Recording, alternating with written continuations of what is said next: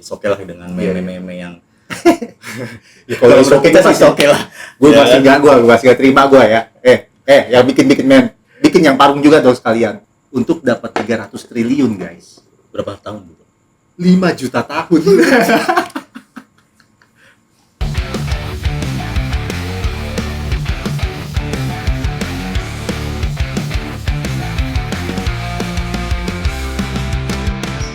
Berarti kalau misalkan kayak kue rangi yang biasa kita beli goceng dapat 5, bisa jadi goceng dapat 4 sekarang.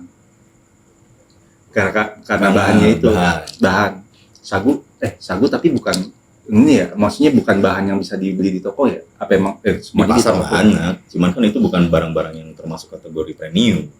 Mungkin tukang kue rangi juga kan pasti ke pasar lah, maksudnya milih ini, yang penting konsumen saya masih bisa merasakan rasa otentiknya jajanan tradisional, seperti itu sih. Masih nikmatin nggak kira-kira Gen Z, Gen Alpha?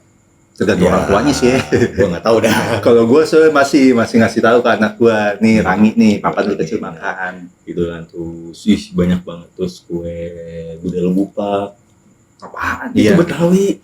Ya gue, iya deh gitu. Gue kagak tahu, mungkin kalau lihat wajahnya lagi, rupanya mungkin tahu. Kue Sengkulun. Wih, dia apa? Semuanya tukang kue lo ya dulu ya? Gue kelahiran tahun berapa? Makanya dulu di kalender kan dikasih semua kayak gitu, sagon. Iya, kan itu juga di Manggarai ya Pak. Ya, sagon lu masih ngerasain? Aduh, ya itu gue kagak tahu. Mungkin gue udah makan, cuma kagak tahu namanya aja. Pokoknya sagon tuh yang digerobak pakai dangdut kencang-kencang itu kan? Agak buat. Oh itu getuk ya? Bukan, itu makanan khas buat lebaran. Bentuknya kotak kayak begini. Oh iya tahu. Kayak putri salju. Hah? Oh kayak putri salju. Kayak yang dodol gitu. Lah bukan, dodol mah ya. Dodol Betawi juga kan ada. Ya dodol Betawi ada. Budel gupek juga model kayak dodol. Nah itu makanya kalau yang teksturnya kayak dodol, kalau gua ngeliatnya itu dodol aja. Dodol. Nah bisa jadi tuh. Itu makanan khas Betawi ya. Gue juga nggak tahu dah, mungkin makanan di daerah lu juga banyak yang belum tercapture sama rekan-rekan kita lah yang iya. Apa gitu aja. Komen aja nggak apa-apa, maksudnya kita kan banyak perspektif yang supaya membuka ruang kita diskusi. Tapi yang terkait tadi ya, karena nih baru banget gue konsumsi beritanya yang terkait tadi yang polisi DWP itu. Kan di beritanya oknum ya. Tapi ternyata ada 18 orang. Maksudnya 18 orang itu berarti kan udah satu polsek ya? Enggak, itu kan kalau yang gue baca kan dari, mohon maaf, Polda Metro Jaya, gabungan Polda Metro Jaya, ya maksudnya Polres, Polsek, jadi maksudnya 18 oknum itu dikumpulin jadi satu organisasi lagi tuh, satu tempat lagi gitu. Ya mungkin beliau ini berarti terorganisir nggak sih itu? Gue rasa sih iya. Ya ada kemungkinan itu, ada kemungkinan juga. Kadang-kadang kan gini, kalau kata Bang Nafi dulu kan kejahatan itu karena ada kesempatan.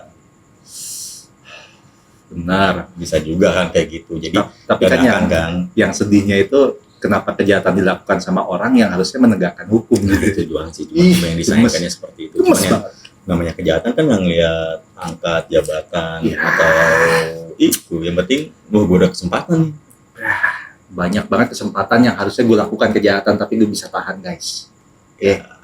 Contohnya nyubit dia nih. Jangan. Gue ada kesempatan buat cubit nonjok dia, gue ada kesempatan tapi nggak gue lakukan. Itu apa yang maksudnya gini, kan ada kita berarti di otak kita ya, di pusat saraf kita yang knowing ya, maksudnya notice ke lu jangan lakukan ini nih karena ini gitu kan. Apa hipotalamus apa bukan ya? Itu apa lo lagi nyebut nama apaan sih, nama bagian otak atau nama makanan lagi bingung gue. Ada kecil namanya hipotalamus, lebih ke hewan kayaknya itu. Hipo itu kan kudanil kan. Beda dong. Googling hipotalamus. Ya kan handphone gue dipakai buat ngerekam kocak. Bagian mata kecil gitu ya. Jadi mungkin ya ada saraf yang kayak gini-gini. Cuma mungkin aktivitas itu terjadi karena mungkin ada kebutuhan. Mungkin lah ya. Oh gue butuh ini, ya udah lakukan ini mungkin aman atau ini nggak terdeteksi, ternyata viral dan akhirnya dilakukan tindakan. Maksudnya gini ya. Kan sekarang banyak juga kasusnya harus viral dulu. Iya, itu dia makanya. Baru Maksudnya dilakukan. punten nih ya, bapak-bapak sekalian, aparat sekalian ya. Sekarang itu kan zamannya media sosial ya kan. Sosmed setiap manusia di sekarang nih ya. Anak SMP, SMA, kuliah, orang kerja, orang tua, pengangguran itu pada punya sosmed. Ya hati-hatilah gitu kalau bertindak lah gitu. Minimal benteng pertamanya itu dulu lah gitu. Ya tapi memang nggak bisa kita general semua orang sih, semua Maksudnya? penegak hukum seperti itu sih. Ya nggak semua, tapi banyak. Ya kalau kuantitatif gue nggak bisa bicara ya, tapi paling ada kesadarannya, gue yakin masih banyak orang bersadar. Kan ada juga tuh yang viral, dia ini pegawai Samsat atau SIM gitu ya kan. Sudah 32 tahun atau berapa lebih dia cuma hanya pakai sepeda. Oh iya, maksudnya pegawai jujur ya? Yes, Aparat jujur tuh ada jujur ya? itu kan, terus ada tuh pakai sepeda. Jadi dia melakukan ini ya benar-benar ini tuh, dia menolak namanya maaf pungli, karena gue yakin sekarang juga udah nggak ada pungli ya. Jadi dia benar-benar Ada. melakukan Sekarang seperti ada. itu, ada ya. Masih ada, gue nggak mau naif. Sekarang masih ada. Mungkin yang mudah-mudahan sih lebih baik lagi. Terus yang kedua kemarin, kalau nggak salah gue baca kemarin apa gitu ya, gue baca di sosial media, bukan baca sih, nonton di sosial media tuh. Ada salah satu aparat gitu ya kan, dia itu jiwa sosialnya ketika misalnya setelah lepas tugas itu dia gali kuburan. Oh, Itu diapresiasi sama Bapak Kapolri, disekolahin terus dibeliin tanah wakaf buat menambah kuburan lagi. Kan memang bagus. kita sih nggak bisa general seperti itu ya, mudah-mudahan aparat penegak hukum lebih baik lagi, biar kita masyarakat juga trust lagi gitu ya kan. Makanya kan jadi kasihan temen sejawatnya dia ya, kalau ya maksudnya tuh orang-orang yang jujur, elah gue dijujur jadi jelek lagi, profesi gue gara-gara lu yang begini. Bisa kayak gitu juga, tapi ya tergantung kitanya juga sih sebenarnya. Kita kenapa? Ya tergantung dari kitanya, maksudnya sortirnya kita, janganlah gue nggak kayak gini. Ujung-ujungnya begitu, ujungnya benteng pertama di kita. Bentengnya di kita, cuman memang percaya banget sih gue kalau misalnya lingkungan itu yang merubah kita sih. Ya. Itu juga ya gitu kan, bergaul sama tukang wangi kita jadi wangi ya kan. Tukang parfum kita jadi wangi. Tukang wangi itu gimana bang? Wanginya ada yang mau wangi nggak? Nggak, saya mau beli parfum gitu. Iya ini mas. Tukang wangi. Salah gue. Gue tahu gue peribahasa gitu. Maksudnya kalau ada. berteman dengan tukang besi juga kecipratan bau besinya kayak gitu. Pokoknya gitu lah. Kok bau besi? Emang besi ada baunya? Ya maksudnya kalau tukang ya gitu ya guys. Itu kan dari zaman-zaman dulu kan penempa besi itu kan gitu bau gitu. Bau gandring dong. Bau gandring lu iya, bau gandring iya, yang bikin keris ini kan. Yang bikin keris siapa itu? Ken Dedes. Ada tahu nggak bau gandring? Harusnya tahu. Itu gue juga sedih tahu. Kenapa emang? Yang katanya kalau gue lihat konten-konten sosial eksperimen gitu. Jawab satu pertanyaan ini, satu pertanyaan bernilai 50.000 ya kan gitu. Ditanya anak SMA nih ya. 3 kali 4 berapa? Dia kagak tahu jawabannya. 3 kali 4. Harusnya berapa? Harusnya kan 35. Bukan 15. Dulu matematika bolos 10. 12 dong, 12. 3 kali 4 harusnya 12, tapi dia jawabnya gak tahu. Maksudnya gini, not even try gitu. Maksudnya dia nggak bahkan nggak mau coba jawab meskipun salah gitu loh. Dibilang nggak tahu aja gitu. Dan itu di konten itu, jadi potongannya itu potongan-potongan anak SMA kasih jawaban perkalian, orangnya beda-beda gitu. Sama semua akhirnya kayak begitu juga. Jawab pada nggak tahu bisa, gue mau ngomong apa sih? Nggak bisa jawab pertanyaan simpel matematika. Itu kan SD ya. Kelas 5 lah gitu. Dasar banget lah ya, basic banget. Dasar banget. Gue punya anak guys, kelas 3 SD, perkalian hafal. 1 sampai 4 lah. 4 kan berarti. Ya masih bisa, berarti jawab 3 kali 4 masih bisa itu tadi. Ya, gue nggak tahu udah sedih banget sistem pendidikannya yang nggak benar, apa orang tuanya juga yang nggak bisa ngarahin, atau memang misalnya generasinya juga yang nggak mau berjuang kayak gimana kan, beda kayak dulu. Lu nggak bisa, gila dulu sadis. Lu pernah ngerasain waktu SD kita nggak bisa tuh tangan begini dipukul pakai tulang kering ditendang pakai pantopel guru. Nah, tapi zaman dulu ya, walaupun kita mengalami seperti itu ya, kekerasan kayak gitu, tapi kita nggak pernah ngadu. Iya, karena malu kalau ngadu kita malah lagi. Lu tolol Nggak aman, berarti. pokoknya kalau salah nggak aman loh, udah titik gede. Ya berarti emang lu tolol gitu Iya. ya kan baru itu. Lah, kalau sekarang beda. Sekarang gue pas Anaknya kecil dikecek gitu langsung. Diadu. Aduh. Saya aja nggak pernah nyubit dia. Iya. Padahal kan pada dasarnya gini, orang tua nitipin anak ke sekolah itu untuk secara langsung ya menitipkan anaknya itu guru gitu ya. Itu gimana caranya anak kita itu bisa lebih baik lagi buat bekalnya dia di Betul. gitu ya. Jadi Iya, sepakat. trust aja maksudnya, ya udah kalau memang melakukan itu, kecuali mungkin ya kita anak kita diperlakukan seperti itu, kita tanya dulu gitu, jangan langsung. Iya. Pasti ada sebab dan musababnya lah kenapa guru melakukan itu, kecuali memang guru itu bermasalah. Gitu Itu kan. juga yang diangkat, kenapa jadi banyak anak SMA kayak gitu, juga banyak netizen yang angkat karena sistem kurikulumnya Nadiem ini. Tahu nggak sih lo, yang kata semuanya berhak buat naik kelas, yang UN dihapusin kayak gitu-gitu. Jadinya nggak ada peringkat dan semuanya bisa naik kelas gitu. Ya karena Which is jadi ujian udah nggak berarti lagi, karena lu nilai lu udah nggak ada artinya lagi, tuh tetap naik kelas kok gitu. Tapi dampaknya jadi ya itu yang kita lihat. Tapi nggak semuanya ya guys ya, nggak semuanya. Ada yang pintar-pintar sih ada gitu, cuman jadi makin sedikit. Ya mungkin gini perspektifnya, dia kan dulu kan pernah juga tuh viral ya, anak dia udah juara dari kelas 1 lah, ya kan, sampai kelas 3 khususnya misalnya SMA nih ya. Ya, Pokoknya juara kelas lah. Tapi ketika misalnya di ujian malah nggak lulus, malah akhirnya dia nggak lulus kan itu. oh iya, gue pernah lihat itu Kan masuk TV tuh. Nah itu kan jadi mungkin itu yang menteri yang pendidikan yang dulu berpikiran seperti itu. Ya udah sekarang disamaratakan, ini pendidikan dasar, lu melewati ini lagi, nanti ke jenjang yang lebih tinggi akademisi itu bakal lagi lebih disortir lagi, gitu kan. Mungkin penilaiannya seperti itu. Tapi ya segala sesuatu memang ada plus minusnya sih, tergantung kitanya mau kayak gimana. Itu aja. Iya. Kan soalnya rujukannya itu ke Norwegia apa yang pendidikannya maju, apa Iceland atau apa, lupa gue, sorry guys ya kalau misalkan agak lupa. Pokoknya daerah-daerah Britanian Raya lah gitu kan, yang pendidikan maju tuh nggak ada kayak gitu ya, nggak ada PR, nggak ada ujian, naik kelas semuanya. Maksudnya gini ya, lo kalau ngebandingin ke mereka yang emang APB-nya udah surplus, tingkat kriminalnya udah minim, terus udah gitu kebodohannya juga nggak ada gitu, tingkat kebodohannya sedikit gitu. Ya oke, mulai diaplikasikan kayak gitu. Nah ini kan kita kan masih banyak yang bodoh, literasi udah menurun gitu, orang baca buku udah mulai hampir nggak ada, sedikit gitu, di bawah 10%. Lah masa mau diaplikasikan kayak gitu? Ya mungkin kalau belum saatnya sih kok kata gue, bukannya nggak boleh ya, tapi gue rasa sih nanti mungkin kalau misalkan di timeline yang mulai literasinya meningkat, daya baca bukunya meningkat di atas 50%, mungkin udah mulai kali. Bukan masalah salahnya kalau gue ngeliatnya sih ya. Startnya salah. Iya, timingnya aja kurang tepat. Timingnya belum tepat ya. Tapi memang ya gitu sih. Kita punya tujuan baik, belum tentu juga nilai baik juga semua orang.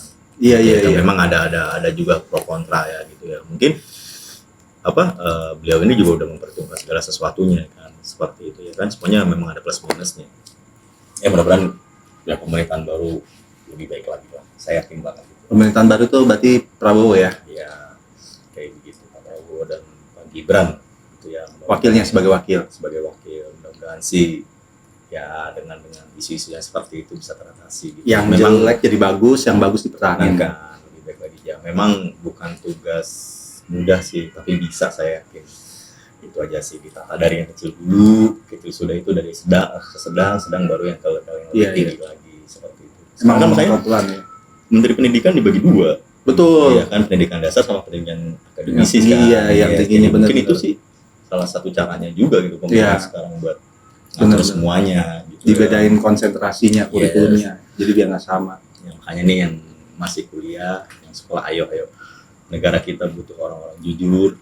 Itu paling penting, jujur. Orang-orang rajin, disiplin gitu ya. Biar negara kita lebih baik lagi. Masa iya kita mau selalu berpikir, duh negara gue kayak gini kan, harus ada kitanya juga gitu. Lo tau gak apa yang gue suka dari statement lo tadi? Tadi jadi lo bilang kan lo butuh negara ini butuh anak yang jujur, disiplin, dan apa lagi lo tadi ngomong apa tadi? Lupa. Ya gue lupa. Pokoknya 3 poin tadi. Dia Bang Diki itu yang gue suka. Bang Diki itu bahkan nggak nyebut pinter. Karena buat gue, kalau gue pribadi, emang mentalnya dulu sih, kok kata gue sih ya. Maksudnya ya pinter bisa dipelajarin, tapi pribadi yang kuat ya, jujur, disiplin tadi gitu, rajin itu yang susah banget gitu ya. Dan itu yang justru yang membentuk ya. Karena akademisi gini, kita tahu lah orang-orang sukses yang akademisi secara akademisi kurang ya. Kayak menteri sebelumnya kan yang SMP Susi. Iya, Ibu Susi kan. Ibu Susi kan. Tapi dia punya mental yang baik gitu. Dia punya ide-ide yang keren gitu. Akademisi kurang, tapi secara mental keren gitu. Terus kan juga pebisnis orang-orang kaya di luar juga kan dia bukan dari tipe ini pengetahuan gue ya siapalah gitu ya, mungkin lo tahu.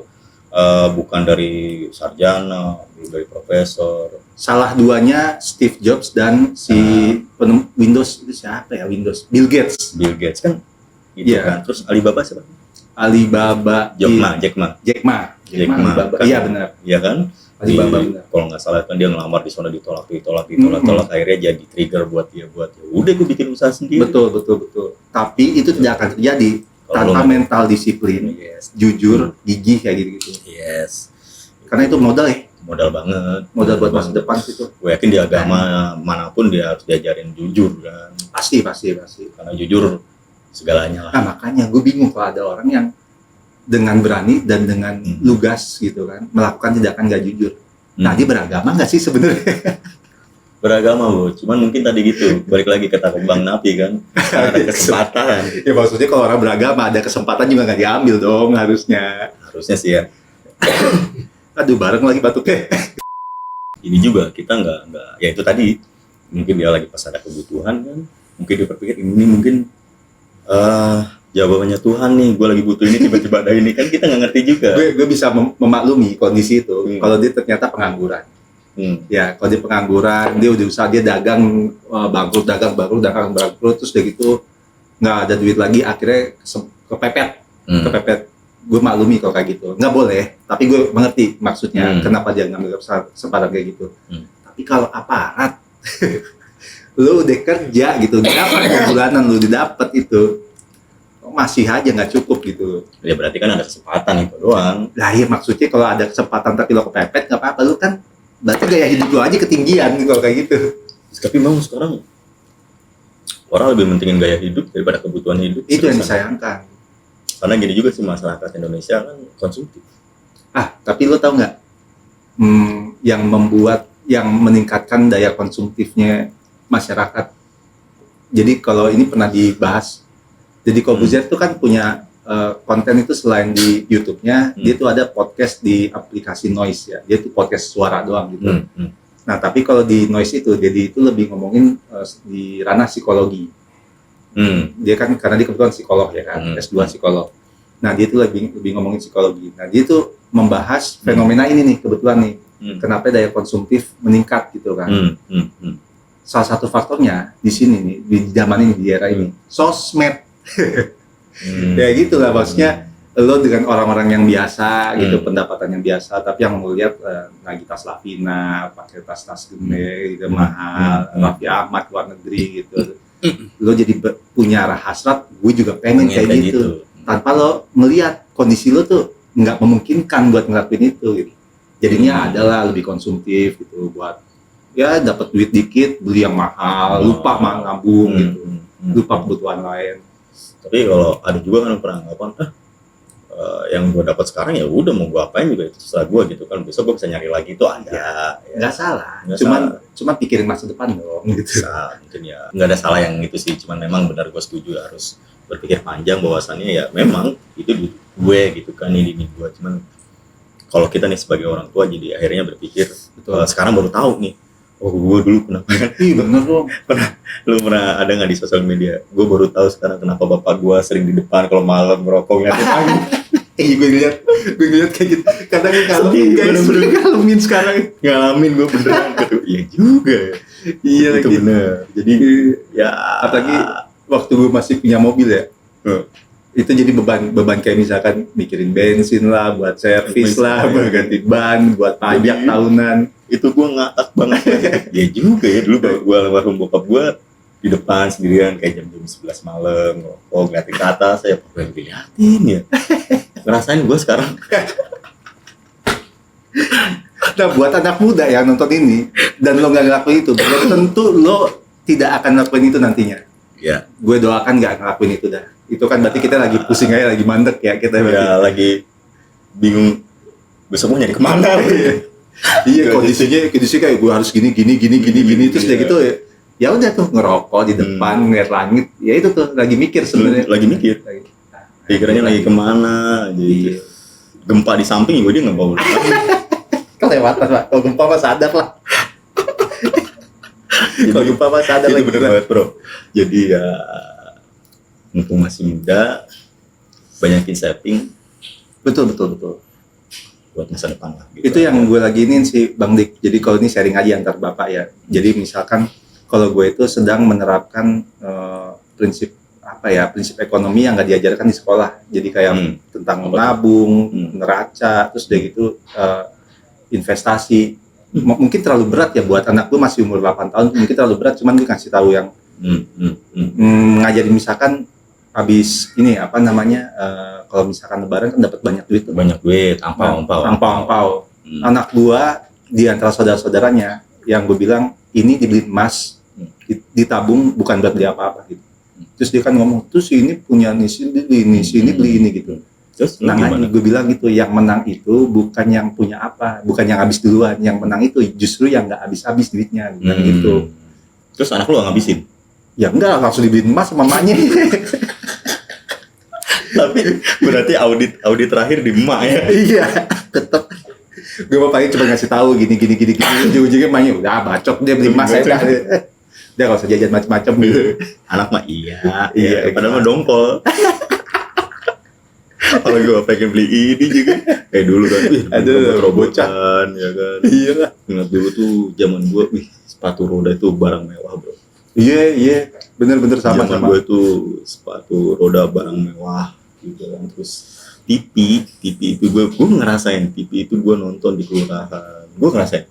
Kalau gue kalau di kelurahan, di tetangga juga. Betul, di tetangga kalau gue. Tetangga orang yang kaya banget gitu ya kan. Kalau misalnya itu sampai penuh lah kayak gitu itu. Gue ngerasain yang kayak gitu. Makanya alhamdulillah banget kalau anak-anak sekarang itu bisa. Wah pokoknya gitu dah. Ya, iya. Alhamdulillah banget. Kalau dulu beda banget bro. TV masih hitam putih. Betul. Kita ngalamin prosesnya. Belum ada remote. Belum ada remote, betul. Lo tau gak ganti channel TV itu pakai kaki. Iya, pakai kaki. Jadi tiduran depan kita dekat mungkin sama kaki nih gini. Jadi ganti. Acara favorit gue dulu apalah kelompok capir namanya. Apaan tuh TPRI doang kan adanya kan dulu mah. Kelompok capir. Jadi komedi ya? Bukan. Kayak kuis gitu. Oh kuis. Kayak itu idenya presiden kita yang nomor 2 si Soeharto gitu ya kan. Jadi kelompok capir itu seru. Jadi setiap daerah, satu daerah itu masing-masing RT atau itu perwakilan. Nanti itu kayak kuis kayak gitu. Kayak cerdas cermat tapi versi RT gitu ya. Iya, itu seru. Bikin aja kali di RT kita kayak gitu. boleh itu harusnya RW itu ya, kelas RW itu bikin kayak gitu. Yang pernah ngerasain nonton kelompok capir komen. Bapak ketuaan berarti Pak, satu kelompoknya sama bapak ini. Ya pokoknya ngerasain yang kayak gitu. Tapi memang sekarang luar biasa mudah diakses sekarang, akses banget. Terus everything. Menarik nih, tadi gua pas nunggu steam motor ya. Oh tadi lo nyuci motor maksudnya. Ya gua bersih-bersih lah. Gue dapet tayangan tuh entah dari motivator Cina itu bahwasannya dia bilang bahwasannya jangan bangga kalau lu misalnya dari perusahaan yang gue dari awal nih sampai sekarang 40 tahun gue masih di sini kayak gitu. Oh gitu, oke. Ya kan, mungkin lu pernah dengar. Terus tapi value-nya udah berubah. Oh, oke. Karena lu kemana aja 40 tahun gini-gini berarti lu nggak ada fullnya value di tempat yang lain. Nah sekarang Gen Z itu nggak perlu yang model yang kayak gitu. Terus kadang-kadang sekarang model kayak konvensional ya, absen cekrek kayak gitu kan. Sebenarnya, nah terus gue setuju sih. Jadi nggak semua kerjaan itu kan harus diremot di kantor. Lu percuma cuman datang ke kantor nyekrek, udah lu nggak bisa ngelakuin apa-apa. Lebih baik lu ngelakuin di luar, tapi itu manfaatnya lebih banyak. Betul. Dan itu berhasil. Itu gue bilang iya juga ya. Sekarang karena bisa ada pekerjaan yang bisa diselesaikan dengan remote gitu, diselesaikan di rumah gitu. Karena ada internet. Tapi memang nggak semua perusahaan kan knowing kayak gitu kan, karena apalagi rata-rata kan kita di Indonesia ini kan perusahaan keluarga ya kan. Iya. Bahwasanya ya udah lu harus datang ke kantor, yang mau gimana kan karena gue bayar lu. Iya, masih ada yang pola pikir konvensional seperti gitu. itu ya kan. Tapi sekarang itu Gen Z, apa nggak kayak gitu. Jadi yang penting gue melakukan hal yang produktif. Ya, dimanapun itu ya. Yes, gitu. Daripada gue datang ke kantor cuma main gadget, nonton ini apa yang gue lakuin? Iya, karena ya datang ke kantor ujung-ujungnya cuma buang-buang energi di jalan, buang-buang waktu gitu kan. Itu juga yang gue alamin sekarang sih. Karena gue sebenarnya kan pekerjaan yang bisa diselesaikan di rumah, tapi gue tetap harus ke kantor karena mengikuti kebijakan manajemen. Ya, tapi kita mau gimana lagi nih pekerja kan? Iya. Ya mudah-mudahan sih para pemegang perusahaan bisa mengkaji lagi nih. Oh ya nih, gue juga nggak harus misalnya dia karyawan lama, gue appreciate lah kayak gini ya, nggak gitu juga sih sebenarnya. Karyawan baru pun kalau kita tata, kita bina, develop lebih baik lagi, dia bakal lebih produktif lagi dari yang lama. Seperti itu kan. Terus apalagi gue di bidang sales ya. Iya. Sales ke kantor mau ngapain?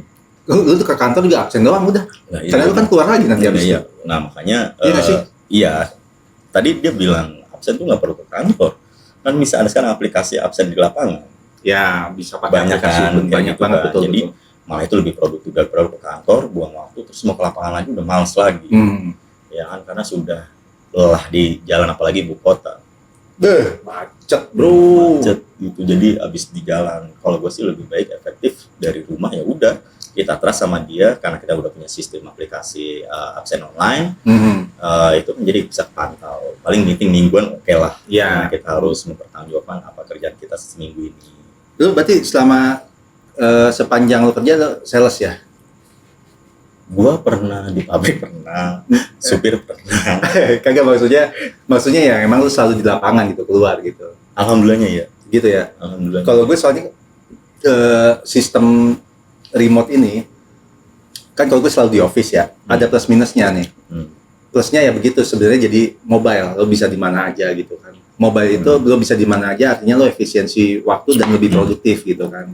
Minusnya kalau buat gue yang di office ya, maksudnya di office itu kan lo depan komputer ketemu banyak orang gitu kan, ngelihat banyak orang.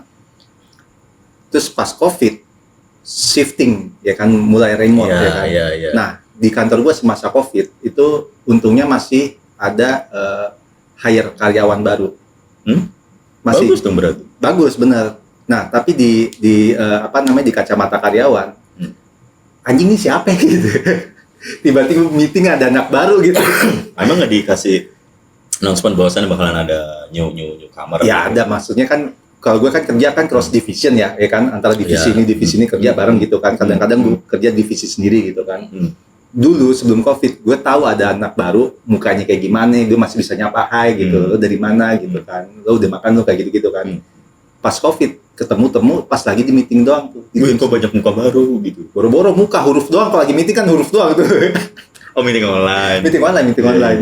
Kan kagak nyalain kamera kan huruf doang tuh jadi ya. Huruf doang. Kayak kadang-kadang gue chat lagi temen gue, ini siapa gitu. Ini baru, yang baru yang mana sih, kok gak kenal gue gitu. Nah pas udah selesai COVID kan dia mulai shifting, mulai masuk lagi. Itu juga tuh, anjing gue kayak orang baru lagi gue. Karena gue pas singok kanan ini siapa, singok kiri ini siapa gitu. Jadi cuman minusnya itu jadi hubungan antar karyawan bondingnya kurang. Ya harusnya sih peran HRD-nya announcement lah bahwasannya kita ada newcomer. Betul ya. Bagian ini. Beliau dari sini gitu. Sama bikin semacam acara atau bukan acara, event yang bikin karyawan tuh makin kenal gitu. Gathering kan ini doang Pak, maksudnya kayak setahun sekali. Mana bisa kenal bonding dalam waktu satu waktu doang.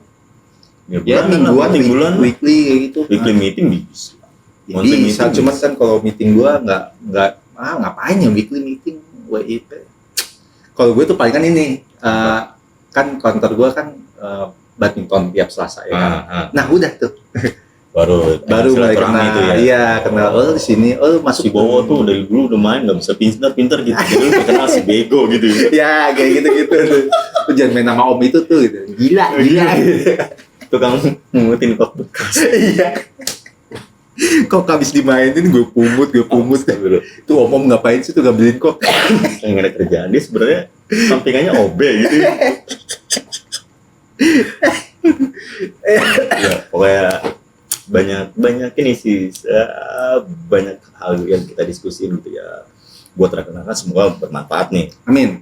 Ya, Ya kan, kita ya, harapkan seperti itu. Apapun itu, intinya kita hanya ingin ke arah yang lebih baik. Betul, pasti. Ya kan, kita mohon maaf kalau misalnya menyinggung satu pihak, orang, atau apapun Betul. itu, kita nggak ada punya niatan itu. Dengan diskusi kita, komen aja nggak apa-apa. Kita juga Yes. bukan ahli, bukan praktisi, bukan siapa-siapa lah. Kita pengen diskusi kita ini bermanfaat buat semua. Amin. Terus silakan komen.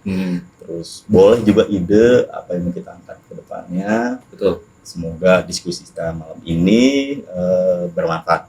Amin. Oke. Terima kasih yang udah tonton sampai sini ya. Terima kasih. NPD. Guys. Penumpang Bye. podcast di sini.